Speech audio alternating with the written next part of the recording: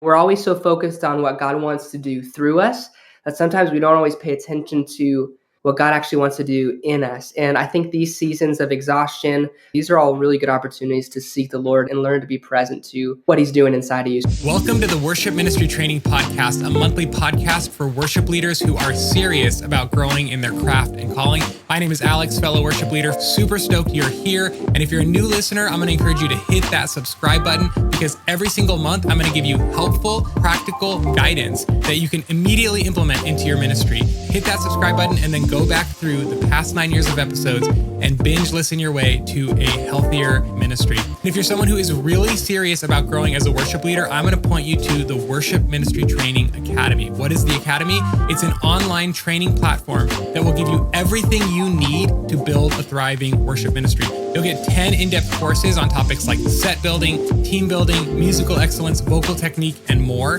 You'll get live monthly training workshops on topics that are relevant to you. You'll get exclusive expert interviews with some of the best worship leaders in the world. You'll get done-for-you ministry admin systems and audition process, onboarding documents, team training materials, and even team discipleship materials. We will take care of you so you can focus on leading your team. If that sounds like something that would be of help to you, you can try the Worship Ministry Training Academy for just $1 by going to worshipministrytraining.com. Sign up today for your $1 trial, and I hope to see you inside of the Academy. All right, let's get into today's episode.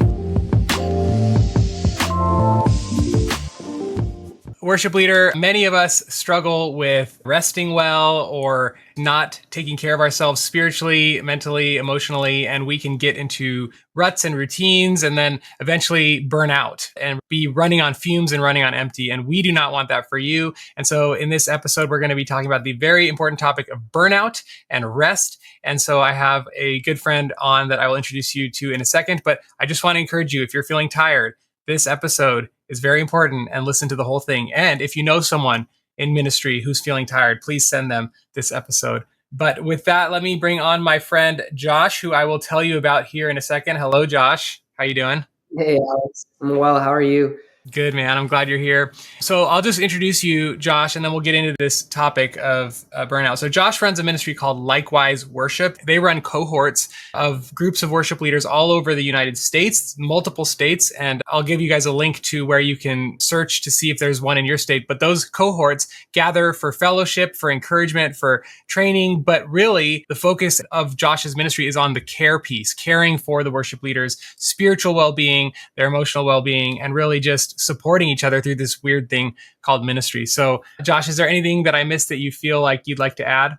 No, I think you said it pretty well. I mean, we do things like annual restorative retreats, and we do a lot of one-on-one coaching and discipleship with that. Basically, our ministry exists just to be a support to worship leaders to lead long and have fulfilling ministry. So we love just getting to build relationships with leaders. Yeah. And I'm going to have you share your story in a bit here because I want people to understand why you care about this so deeply. But I think the bigger question that I have is, why are worship leaders burning out? Why are so many of us feeling drained, tired, exhausted, just running on fumes, frazzled, anxiety, whatever? What specifically about the worship leader role causes this? Yeah, great question. And it's funny because I feel like this is such a common feeling and it's such a common issue for a lot of leaders. It's like you run into a leader who's not feeling frazzled sometimes and you're like, oh, you're kind of caught off guard a little bit. But to start with the practical, I mean, it's work, right? There's a lot of moving parts for us who manage worship ministries. You have your own leadership from the stage on Sunday you're thinking about.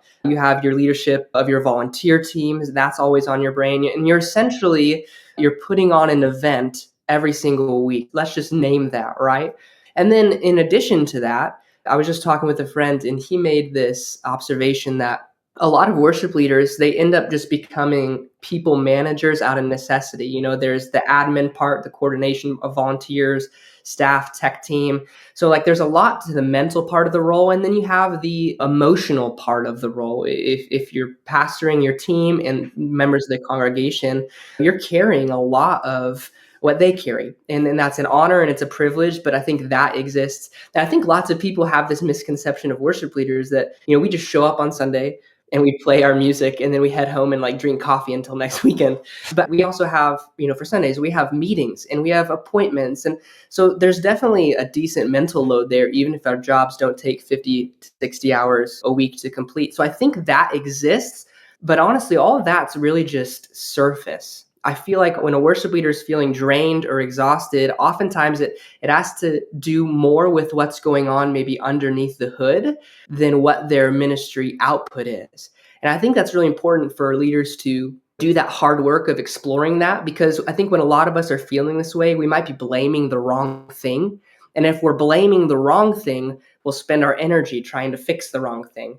And then we'll end up getting frustrated when we don't feel like we're making any progress or feel stuck. If you're listening and you're like, man, I've been feeling the same way for so long, it's possible that you've been focused on trying to remedy something that's not actually the problem. And so to answer like your original question, I think so many worship leaders are feeling drained, exhausted, and burnout for a number of reasons. Everybody has their own unique situations and stuff like that. But I feel like the biggest issue is we aren't always great at identifying the source and the cause. And so that's part of what we love to do at Likewise is we think that there's three generally broad areas where the seeds of burnout are planted and where they're watered and they grow. And that is rest. I think we're all really familiar with that one. But then there's also trust. And there's also discipleship. And so if a leader is experiencing a lack of health in one or more of those areas for any amount of time, I think they'll start to feel that drain or exhaustion. That's really good. I mean, you gave us a lot to think about and a lot of ways to fork this conversation. I think one of the things I'd like to do, because you said sometimes we're working on the wrong area. We think I need more rest, but maybe we need more XYZ instead. But before we really dig into exploring what those areas might be, maybe you can help the listeners listening or watching do a self-diagnosis on if they're burning out. So what would you say are the symptoms or the signs that worship leaders should look out for in their personal life to realize, wait, something's not right. The gauge meter is getting down towards empty. What are the symptoms? Yeah, I think one, if you're always exhausted and it's not making sense to you, you feel like you're getting your 7 to 8 hours of sleep and you're waking up exhausted, I think that's worth exploring. And I mean, there could be other reasons for that. There could be health stuff going on, but it's just worth paying attention to. I always kept wanting to blame it on my season of life. But the problem is I could blame it on my season of life forever just because life's busy and there's things going on. So if you're in a place right now where you're just like, I'm exhausted, or you keep telling yourself as soon as this busy season's over, then I'll take care of myself. I think that's a sign or symptom that you're close. And then there's also this feeling of being checked out. You start to not get excited about the things you used to get excited about. Like ministry kind of starts to lose its pizzazz, I guess, for you. Everything just starts to feel like another thing you have to go do. That's how I knew personally I was really close, was I would look at my week and, okay, there was this meeting, there was this service, this rehearsal, and they were all mountains I would have to climb. And as soon as I got to the top of them, I felt relief. That was a huge sign for me. I was no longer looking forward to the actual ministry. I was looking to get on the other side of it. Every meeting starts to annoy you. And maybe even for you, eventually, if you're looking at your Sundays and you're not really concerned with how they go, that might be a sign that you're kind of close. And then the last one I'd mention is you start to get disconnected. You feel disconnected from the Lord. I've talked with a lot of leaders who, when they're getting burnt out and they start feeling this way about ministry, there's almost like this guilt that comes. Like, God, you've given me this amazing opportunity to serve you, but I just don't really enjoy doing it anymore. I'm not sure why. So that kind of can create some perceived distance between you and the Lord. Obviously, we know that He never leaves us, but you can sense that distance. And then you get disconnected from your own heart, like in your emotions. I think Carey Nieuwhof says a lot about this part. You don't feel sad when you're supposed to feel sad. Nothing's getting you as excited as it should, things like that. So I would mention those things. If you're feeling any of those things, it might be time for you just to try to diagnose where those are coming from. Yeah. Lack of joy, lack of enthusiasm, like the thing that you used to love doesn't light you up anymore. So hopefully, worship leader, if you're listening, you're not seeing those things in your life, but maybe you are. And that's where the rest of this conversation is very important, because we're going to talk about how you can begin to address those. So just briefly, Josh, tell your story of, you were in ministry, worship leader, and what happened? How did you find yourself caring so deeply about caring for other worship leaders?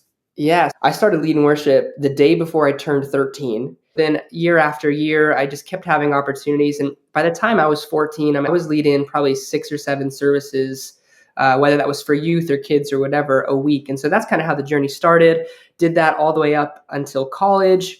And then I got sent out to my first full-time job at the age of 20. And that's when things started to get a little challenging for me. Because by that time, I had been leading worship 5, 6 times, a weekend for about 6 years. So I'd been doing it a lot. But then I got a few years into this role, and that's when I found myself standing at the precipice or on the edge of the cliff there of ministry burnout. And I was feeling a lot of the things that we just talked about, the signs and symptoms, and I just didn't want to do it anymore. The thought of going and doing a job that wasn't ministry started to become really appealing to me for a number of reasons. I ended up leaving that role after a few years on good terms. I had a great mentor walk me through how to do that. And then I spent about a year healing from that season. That I experienced a lot of hurt in that season. But I felt like God used that to kind of restore me. And then I've been either on church staff or doing likewise worship in a full-time capacity ever since. Yeah, well, I mean, 6 or 7 times a week of worship leading would probably burn anybody out, right? And it's easy to get into a rut at that point. And then you mentioned something interesting, the hurt piece. I think a lot of what we confuse for burnout is bitterness. And so, but I do think it feeds into the emotional side of our health, which then leads to burnout also. So it's like compounding. It's all these different factors. And then, so what are some of the things you did to heal? Because I think that will help the worship leaders listening to know what they can do. Not everybody is called to step away from their church. And I would encourage you, worship leader, to not. However, I think that it's important for us to figure out what we can do to heal. So during that year where you were healing, what was that for you? Yeah, that was a really important year of my life because I had to do a lot of detaching identity-wise. Because what I'd realized, and it took me to being removed from it all, I built my identity around being a worship leader. And like leading on a college campus is an animal. It's interesting because so many people will see you, but you don't necessarily know the people. So that creates a weird like relational dynamic. But all of a sudden, people have this view of me. I had this reputation. And so I always was having to uphold it. And so I realized, and this is one of my favorite and least favorite stories to tell. We were in chapel. I had dreamt up this transition. We were going to stay in the same key, but we were going to switch time signatures. And I thought it was going to be amazing. And we did it 3 times in rehearsal in this arena. And it was perfect every time. And then we go to do it. And the MD is supposed to count us into 6/8. So 1, 2, 3, 4, 1, 2, 3, 4, 5, 6. I hear 1, 2, crap. we pause, we all break, but the vocals were weird and it was a train wreck. And I came off the stage and I was so mad. And that was when the alarm bells started going off because I was really angry that it didn't go right. And so that was when God kind of started to pick me apart and show me man, as much as I believe I'm doing this for you, there was a lot of my own identity and reputation that was wrapped up in how people viewed me. And so that continued on into this role. And so that year of taking off, God kind of just showed me your identity is wrapped up in this thing. And that's bad news because all it takes is for you to have a hard Sunday, for you to not feel trusted in your ministry role, for somebody to give you some criticism. That's all it takes. And now instead of you being able to process that in a healthy way, your world's falling apart. And so God kind of just showed me in that year all of this instability that I had built because I had let myself get wrapped up in my role as a worship leader. Yeah, the identity piece is huge. It sounds like the identity mindset shift helps you go into ministry in a way that doesn't become a burden and doesn't burn you out and doesn't bear you down. So what is the mindset that we should carry into ministry that changes the whole thing, that flips it on its head? Yeah, I was processing this yesterday with a leader, and it's going to sound cliche, but you have to kind of get back to and stay at your first love. People say that all the time, but there's the paradigm of coming into ministry of saying, how could I make this great? How could I make my name great? Versus how do I wake up every day and ask these 2 questions, or at least remind myself of this, that I exist actually for God and not for me. Some of us think okay, I become a Christian, and so God then comes into my kingdom and makes it really good. and makes my life work. When in reality, I become a Christian and I enter God's kingdom, and now I exist and serve his purposes. So that's a big paradigm shift now, because all of a sudden the goal of my ministry is his glory. And I think that's where we all need to keep getting ourselves back to. Culture pulls us out of that. Culture tries to make this about me. And when I make it about me, I rise and fall based on how well I do. Now all of a sudden Sundays are anxiety inducing because I feel like I have to uphold my reputation with the quality of the music every Sunday. FYI, that's not sustainable for anybody. So that's one paradigm shift of like, okay, I wake up today and I exist for God's glory and his purpose. Boom. The second one is just learning how to be content and be present. I think this thought of waking up every day and reminding yourself, I get to partner with the God of creation towards his end. That's incredible. And to be honest, like most days of ministry, that's not a thought in my mind, but I think we think we're bigger than we are sometimes. So continuing to get us back to this place of feeling really small before this really big God, that allows us to see all of the ministry as a joy and a wonder and an opportunity that we don't deserve, to be thankful for, but it also right sizes our expectations of what needs to happen in the day. To remember that this is God's work, this isn't my work. I just get to partner with him. So I think mindset wise, those are two really big paradigm shifts that we need to make of like, hey, this actually doesn't serve me, this serves God. And then coming with a thankful heart at even the opportunity to serve the King of Kings who's actually doing all of the work. Yeah, it really takes a load off to be like, this is not up to me. This is not the Alex show or the Josh show or the Right. fill in your, it's just like, I get to kind of let go and chill out and just show up and be available to the Lord. And like, Lord, who can I love and serve today? Yeah, It's that you wake simple. up every day and you say, God, thanks for the breath in my lungs today, because that's your doing. And I'm going to give you my best. And then I'm going to lay my head at the pillow and trust that you're going to cover all the bases and all of the gaps. And I'm going to wake up and do it again. And then eventually we'll reach the end of days to where we're together again. And, but it sounds so simple, but I personally, I don't spend enough days operating out of that paradigm in ministry. And because of that, I feel weight that I'm not supposed to feel. Yeah, and I think what you shared about the reputation and the identity piece, that's a huge deal, because if you're trying to prove yourself, then you always have to like look good, and you're trying to get what you want instead of just letting God do what he wants to do. And at my last church, I came in and I really wanted the ministry to look like this or sound like this or be like this, or I had all these grand ambitions and visions and I wanted to squeeze it into my mold.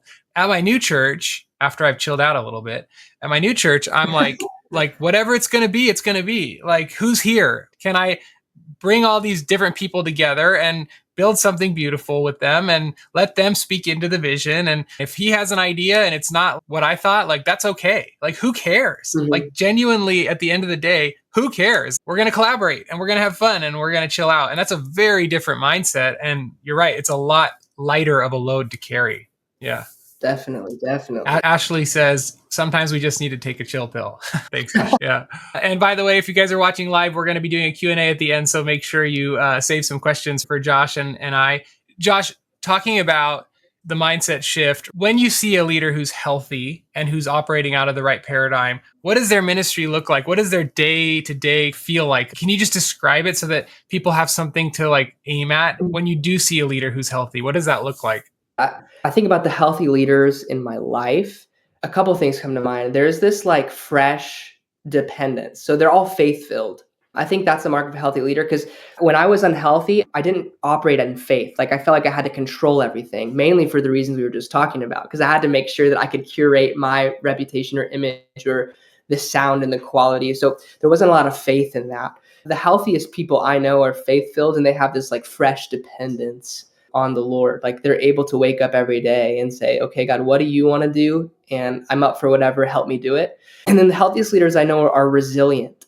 Like they're able to have that thick skin. They don't ignore anything, but they're able to process whether that's criticism or challenge or when things don't go well. Like they're able to actually think through those types of things really well in a helpful way. And then adventure is a big thing. Healthy people, when you're leading out of the overflow, you're ready for adventure. You kind of view the day of, God, what do you want to do versus what do I have to do to get through it? That's also a way different way to approach your day of ministries. God, what do you want to do today? And how can I just be a part of that versus, okay, I got to get through these meetings and get through this rehearsal, and then I can go do the things I actually want to do. That's a big difference. And then the other thing too is when you're leading from an overflow, you can tell in all of your relationships. Not that they all go well, but your relationships with other people are healthy.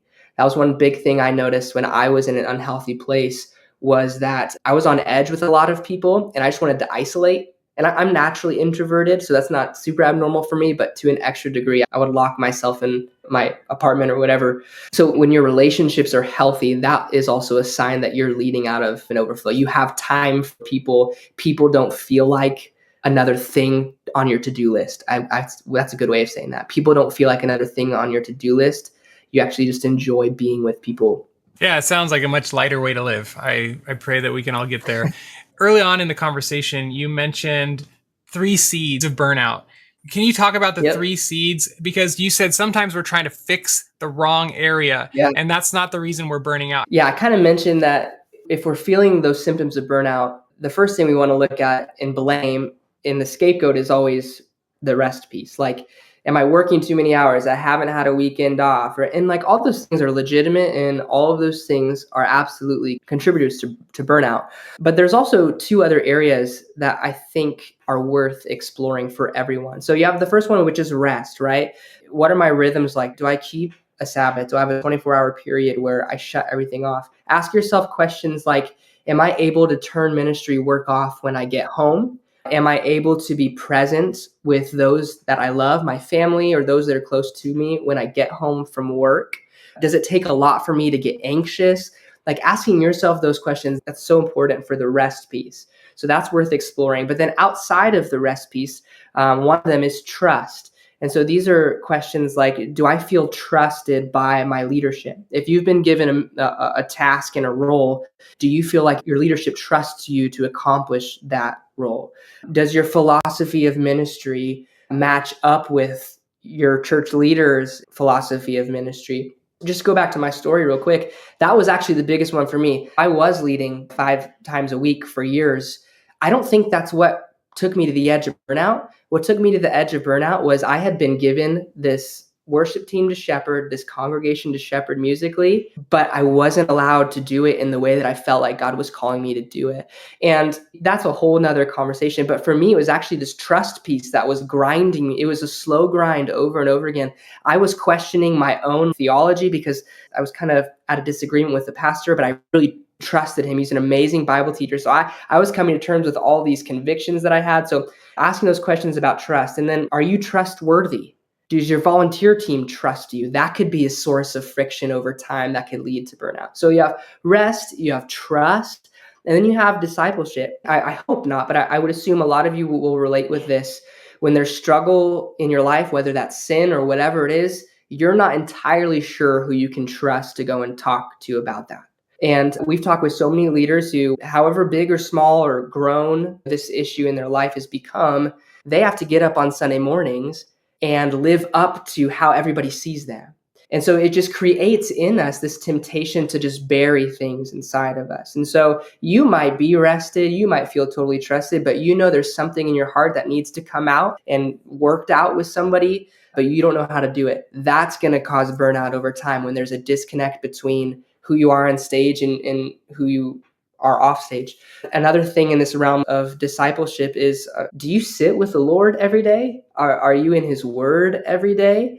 Those types of things. I mean, that's just really simple life stuff. But especially if you're in ministry and those aren't happening, it becomes way easier to get your identity wrapped up in the things that are consuming your mind. And so if you're not in the closet in prayer with the Lord, if you're not having his word open before you, something else is going to shape you. And so those are the 3 key areas to look in. I was talking with a leader earlier this week, and he says he's experiencing this tremendous anxiety, but he says his rhythms of rest are healthy. He doesn't think it's that, but he cannot put his finger on it. And there's a lot of people like that. And I think unless we start to ask the right questions, we're going to just keep trying to take more weekends off. And that might not be your particular challenge. And so I think it's worth asking all of these questions for sure. That's great. I mean, this isn't one of your 3, but I kind of wonder if a lot of the anxiety and turmoil we feel is just from the amount of input that we're taking in every week. So everybody stop listening to this podcast. No, I'm just kidding. But genuinely, like, there is so much input and especially so much Mhm. bad news, right? They say in the news industry, if it bleeds, it leads. Like, bad news is good for them. And so we're getting pumped full of anxiety Right. inducing information, and we're not letting our brains rest. We're not letting our minds wander. We're scrolling constantly. As you were describing this worship leader who's like, I don't know what it is, but I just feel anxious. I wonder if it's that he's just getting too much input and not letting his brain just be still and know that the Lord is God. What are your thoughts about that? Yeah. Whenever something blows up in the world, we hear about it. But the problem is, there's nothing really we can do about it. So we're constantly flooded with all of these horrible things that are outside of our control to help. Whereas before the internet, before cell phone, if the nearby village was burning down, you could go grab pails of water and go help put it out. But if the village across, the territory, you would have no idea. And so you wouldn't feel the burden of that anxiety. So I feel like that does have its place in us, is we are aware of all of these things that are happening, not just in our world, but maybe even, in our cities, in our churches, that we don't feel like we have the power to insert ourselves into or fix. It's like being given a problem with your hands tied behind your back. And I think your point, the input and the scrolling, I think that does happen to us a lot. Yeah. Well, as we begin to wrap up the conversation, let's get proactive about what are the things that we can do? What are the actions we can take as worship leaders to begin getting healthy? Do you have any practices that you recommend to the worship leaders that you counsel? What are your practices? I can share a couple of mine. Not that I'm a very healthy person, but go ahead, Josh. How would you answer that? Yeah. So the first thing I'd recommend is just to gain some awareness. This isn't something where you want to throw the spaghetti at the wall and hope that it sticks. There's too much at stake, in our own hearts and souls and ministry. So gain some awareness. Likewise, we have a free tool for that at our website. It's called the Worship Leader Health Check. And those three areas that I was talking about, we have an assessment built out for you where you could actually just start to ask yourself those questions. So I think that's step one for everybody, is trying to at least put your finger on, where is this coming from? Where is this unsettledness in my heart? Where is it coming from? That's the first step. And then the second step is to take that and get in community with it. When you're talking about burnout, and especially if you're starting to experience those, it's so easy to isolate. That's just kind of natural because you don't feel like you have the capacity to anything else. So that's why community is vital. So you need awareness, and then you need to explore that awareness within a trusted community, and then take some steps then, whether that's in rest, trust, or discipleship. Figure out where in those three that you could supplement or put some work into. If that's rest for you, look at your rhythms. If you're expected to lead 50 Sundays out of the year, that might be worth going to your pastor and just saying, hey, listen, like, I've been doing a lot of the work inside. I don't know if this is sustainable for me. Can we work out another solution? Right? That's an example of that. Or, you realize my wife says to me, you're not present, or your kids, that was a lot of friends will say their kids are saying, dad, dad, dad. And, after they get home from work and they're just zoned out on, and it's like, okay, well, what can you do with your phone? Is there a shutdown ritual at the end of every ministry day to where you can either physically do something or mentally put away your things so you can be present with your people? If it's trust, like I said, having those conversations. Then if it's the discipleship piece, some of it's just getting into that rhythm again of getting in the word, finding a rhythm for prayer, but then also go seek out somebody to mentor and disciple you. If you're waiting around for somebody to come along and say, man, you seem like a fine young man or woman, I'd love to disciple you, like, chances are that's probably not happening. So I'd encourage you to, like, think about, who do I want to be like in 15, 20 years? Go find that person and say, hey, I love what God's done in your life. Could you walk that out with me? So I think those are, start with the awareness, get a community around you, and then start to actually chip away at some of these things that are causing this unrest inside. Those are such great actions. And are there any things that you've found particularly helpful in your own life? Like, are you doing all those things? Probably you are, but anything else that you would add from your own life? Yeah. So I think on the rest side, I kind of have a hard stop for work. And that's not, in a ministry situation, if you're a pastor on call on those days, obviously this doesn't apply. But having a hard stop and building your schedule, my schedule around that's been super helpful. Also, scheduling in your rest. Like that's been huge for me. Like I will sit with my wife and I'll put it on the calendar. And I know these nights we have date nights. So like those don't get moved. And you need to make these as unmovable as like a ministry meeting for you, right? I have a 3-year-old son. Okay, Saturday mornings, this Saturday or something, we're going to go get donuts or do something. It doesn't have to be detailed plan, but I have blocked out this time. So I know that my investment in this relationship is happening then. And then honestly, just the morning ritual of just getting my Bible open, that is like everybody says that.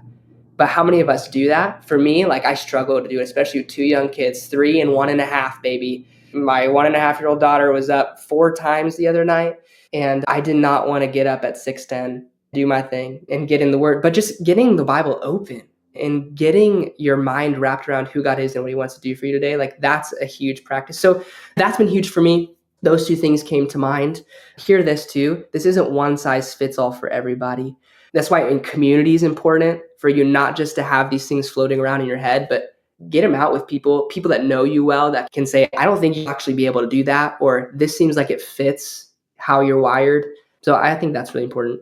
That's great. Yeah. And the hard stop idea, you're the second friend I have that is successful in what they're doing that has a hard stop. Like 5 p.m., I literally shut the computer down and I just go spend time with my family. And I'm like, wow, I'm up till like midnight working, so I need to apply that to my life. And I think that implies a lot of trust in God to fill in the gaps and be like, hey, the work will never end. It's there tomorrow, so I'm just going to, trust God and be present to today. So it's an exercise of faith for sure. It is your offering. Like God, exactly what he said. You fill in the gaps for me. Yeah, that's good.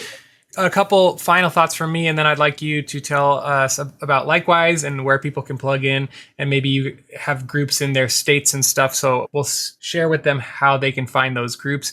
But also, we have some really great questions coming in on the side here from the Academy students. So I'm looking forward to answering those for you guys. So real quick, 2 more things that I would add is eat good food and try to move your body. So like for those of you who don't pay attention to your physical health, it does impact your mental health and your spiritual health. We are one integrated human. So like try to avoid, try to avoid sugar and processed foods and all the stuff with all the weird chemicals that you can't pronounce on the back of the package. Like if you eat that, you will feel gross. And it'll spike your blood sugar. You'll drop down at the end of the kick of whatever the sugar, you'll drop down and you'll be in a brain fog, and it just affects your whole body and your mind. Your brain is part of your body, right? And all the chemicals are part of your body. So I would say that, and then exercise, don't be fanatical about it, but like a rule that I have is I try to just do some sort of exercise 30 minutes a day, 5 or 6 days a week. Sometimes I go up to an hour, but it's like, if I promise to do 30 minutes, I can commit to that.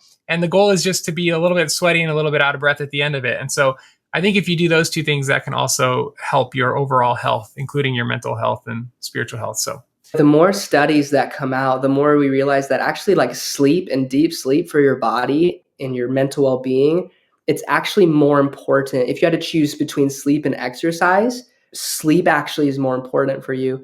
And so it's not just the amount, 7 to 9 hours. This is a huge practice for me. I had to figure out my sleep routine. I have a sleep tracker. Getting deep sleep is critical to everything else that you're going to do. So, and now they're linking all these studies and stuff with our mental well-being, our capacity for memory, all those things to sleep. But especially if you're in a season making big decisions and you got to think through all those things, like I just encourage you, sleep is one of your greatest allies and resources there for sure. Yeah, that's so good. Thank you. Tell us about Likewise, Josh. Tell us about where people can go to plug in to the cohorts or the retreat that you guys do, and where they can get the quiz and all that for their assessment. Yeah, awesome. So I mentioned a little bit earlier, we're a ministry resource, much like worship ministry training. And I love what Alex is doing. Alex is doing an amazing job at equipping, you all in so many ways to do the work of the ministry. And so what we do is kind of similar, except our core focus is your heart and your soul and keeping that intact as well. And so I love this ministry partnership too. But anyways, to get involved, our website has everything. So likewiseworship.com. Right now, we host monthly gatherings in Phoenix, Arizona, San Diego, California, Orange County, California, Minneapolis, Minnesota, St. Louis, Missouri, Fort Wayne, Indiana, and Little Rock, Arkansas. So that's kind of where we have little outposts, physical outposts. And then we also will do quarterly like Zoom calls for people who aren't in physical areas, if that's of interest to you. We do Zoom one-on-one discipleship and coaching. So if you're already pinpointing some of these things where you're like, I feel like this is my issue, I don't know what a next step is, just come to our website and fill out a care form or a coaching form, and our team will be in touch with you. Everybody on our team has been on worship staff for over a decade, tons of experience, pastoral leadership, incredible people who understand what we do. And there's no catch with our ministry either. Everything's free except for our annual retreat. So we do annual retreats every September. We'll launch registration for 2025 in a couple weeks here. So that costs, but everything else we do as a ministry is free as a resource for leaders. So I just encourage you guys, just check it out. There's no catch. We want to be there to serve you. We're a nonprofit, so that's how we're able to do that. So if you have any questions, I'd love to answer those. You could find my contact on the website, or I'd love to share it with you. And then the last thing too is this assessment. So on our website, it's called the Health Check. Again, it's free. Take it. You'll get a result. The result's not meant to type you, and it's not meant to be like exhaustive. This assessment is to help you start asking the right questions. And so the assessment itself will help you ask the right questions, but then we encourage you to connect with one of our health check coaches to help you continue to try to uncover what might be going on underneath the hood. So I think that covered all of it. Awesome, man. Well, before we get into our Q&A, do you have any final words of wisdom for the general public? And then we'll do a small Q&A with our Academy peeps. Yeah, I would just say if you're feeling burnt out, hang in there and hold on to hope. There's nothing wrong with you. I think in our culture, we tend to automatically think that if something's hard, then it must not be the right thing. But what I guess would encourage you is like resist this urge to get relief and be present to what God wants to do in your life. You know, we're always so focused on what God wants to do through us that sometimes we don't always pay attention to what God actually wants to do in us. And I think these seasons of exhaustion or burnout or whatever you want to call it, whatever you're experiencing, these are all really good opportunities to seek the Lord and learn to be present to what he's doing inside of you. So that would be my encouragement, is hang in there. You're not broken. People feel this way all the time, and there's hope for you if you're in that spot. God's not done with you. So good. Thank you, Josh. And everybody, we're going to jump into our Academy Q&A. And if you, listener after the fact, would like to be part of our Q&A sessions, I encourage you to check out the Academy. It's just $1. Actually, it's free to try now. So check out the Academy at worshipministrytraining.com. I'm going to run the outro, and we'll see you guys in 1 second to answer your questions. Thanks for tuning in today. I hope this episode encouraged you, helped you, and pushed you forward in your ministry. If it helped you, can you take a second and help us by sending it to just one person that you think needs to hear this? And if you're feeling extra nice, leave us a nice, shiny 5-star review on Apple Podcasts, or like this video if you're watching it on YouTube. If you want to discuss this episode or ask questions, we do have a free section in our Academy where you can post comments and questions and chat with other worship leaders just like you, and also sample some of our courses. And you can go to worshipministrytraining.com/free to join us inside the free portion of the Academy. If you're looking for more, check out the Full Access Academy. You can get 15 days for just $1 to start and try things out. Again, you can try all of it for 15 days for just $1 by going to worshipministrytraining.com. Hope to see you inside the Academy, or else I'll see you next month for another helpful episode.